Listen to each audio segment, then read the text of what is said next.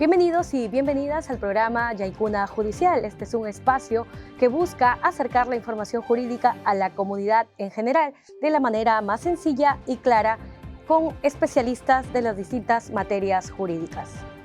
La palabra Yaikuna significa acceso y representa lo que esta gestión a cargo del doctor Edilberto José Rodríguez Tanta quiere: acercar la justicia a la comunidad de manera transparente y con rostro humano. El tema de hoy son los juicios paralelos y la libertad de expresión.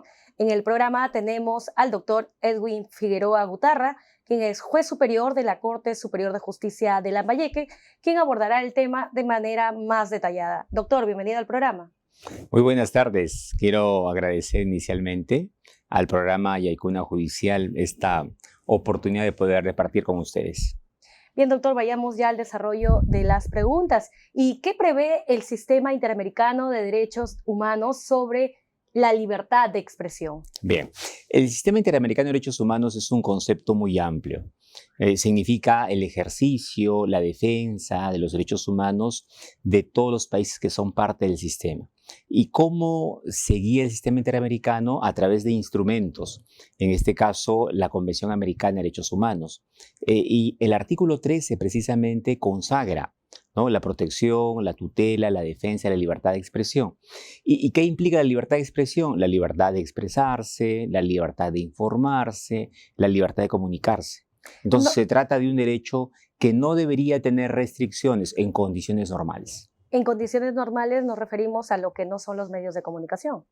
Por supuesto, los medios de comunicación son una base del Estado de Derecho para que pueda haber un ejercicio libre de crítica, de funcionamiento de los órganos del Estado, de los poderes del Estado, de los estamentos del Estado, y es un derecho que debe mantenerse en forma irrestricta, ¿no? Hemos tenido ejemplos en los últimos años, ¿no?, de situaciones un poco de intolerancia, ¿no? No se acepta el ejercicio de la prensa, que puede también tener sus restricciones, puede también tener sus bemoles, pero en medio de todo debemos tratar, ¿no?, de conservar y proteger lo que es la libertad de expresión. Pero hay leyes también que buscan ahondar más en estos derechos de la libertad de expresión, donde es el ejercicio periodístico de manera empírica y no netamente profesional. Entonces, sobre esa base son los últimos temas que ha tenido a cargo órganos de gobierno, ¿no?, para de alguna manera restringir a los medios de comunicación la libertad de expresión.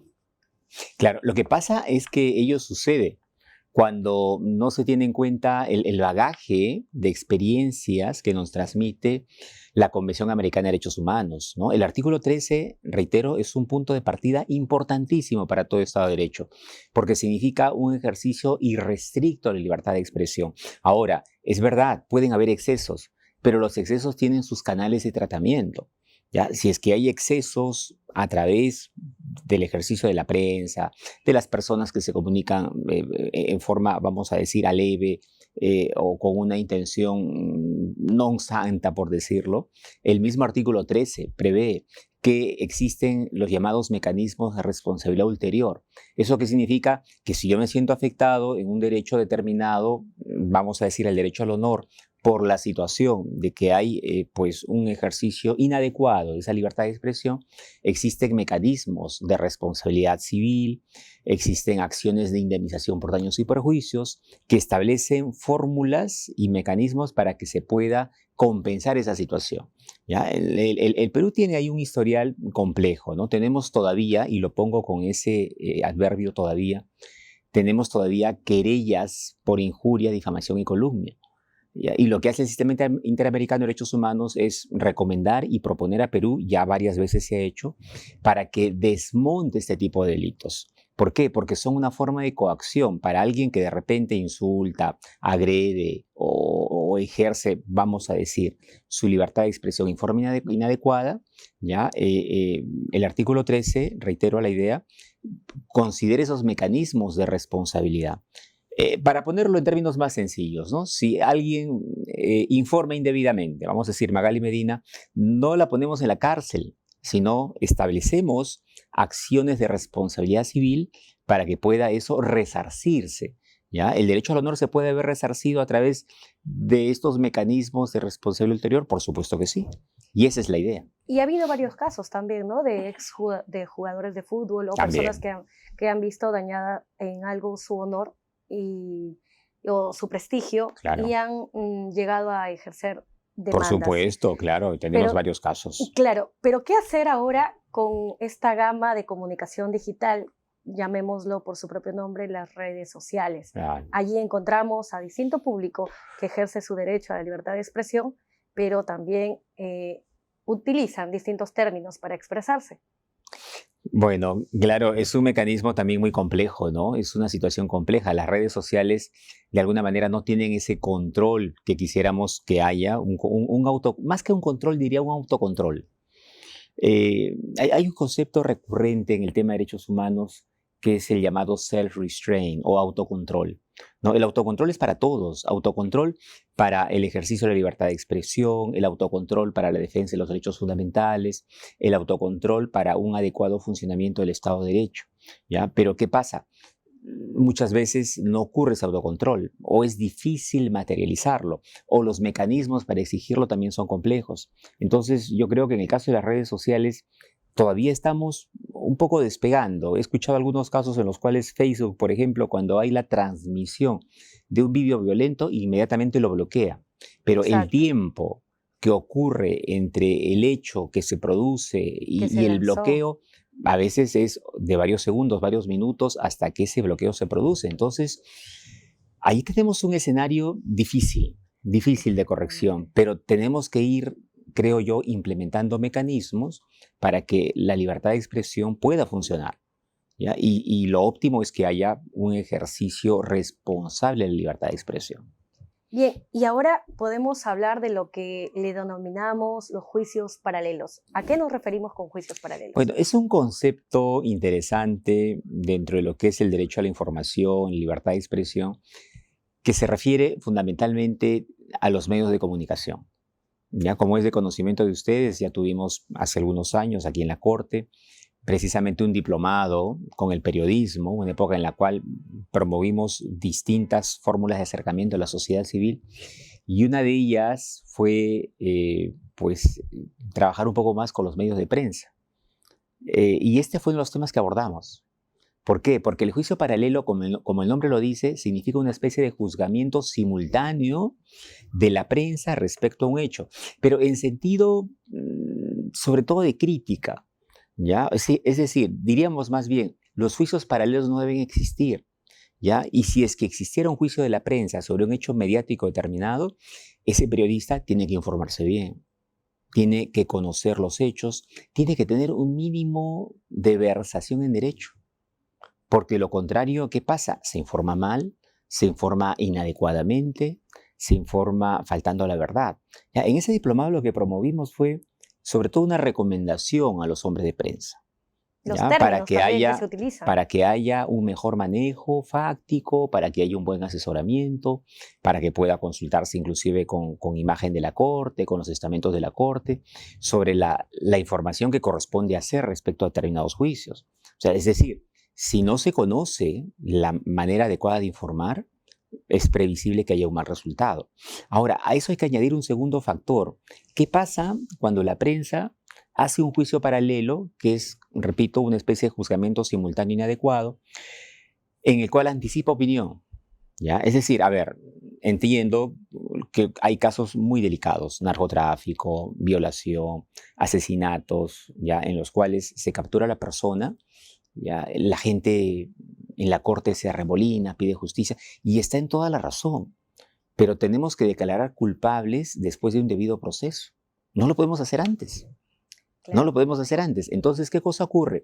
Que hay muchas situaciones en las cuales los medios de prensa ya anticipan criterios, ya y dicen a tal persona hay que condenarla, que la justicia tiene que funcionar.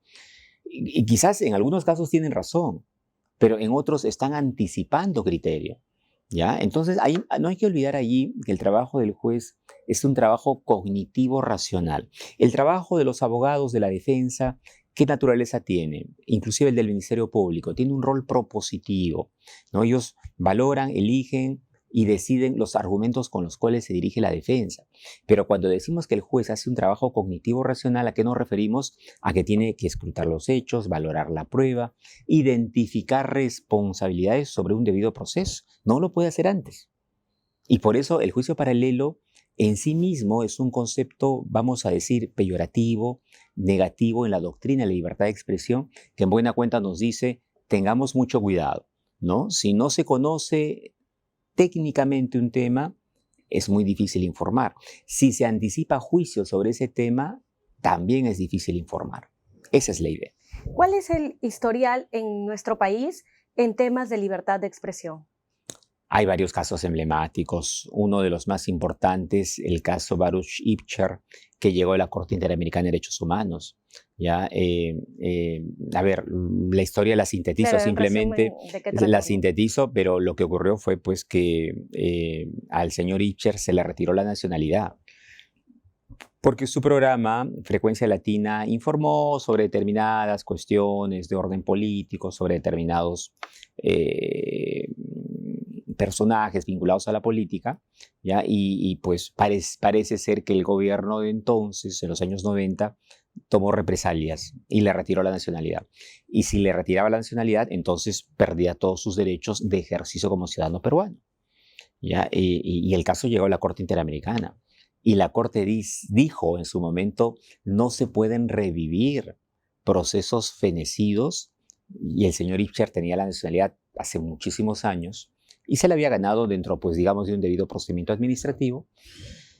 Y lo que ocurrió fue que, efectivamente, ¿no? Sus derechos se vieron restringidos, ¿ya? Ahora, podemos estar de acuerdo o no con el señor Ibcher, pero no podemos como Estado adoptar mecanismos a través de los cuales se vayan forjando represalias por una cuestión informativa.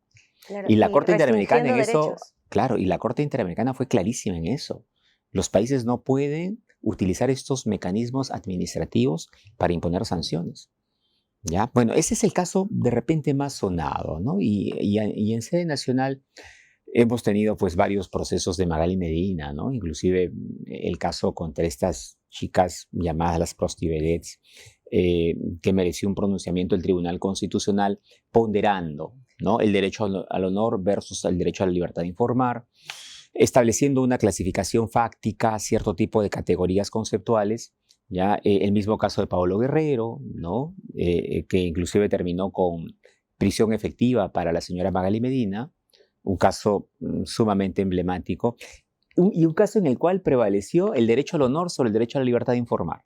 Claro, ¿Ya? Que va un poco a contracorriente de lo que estamos comentando. Sin embargo, esa fue una decisión del Poder Judicial en su momento.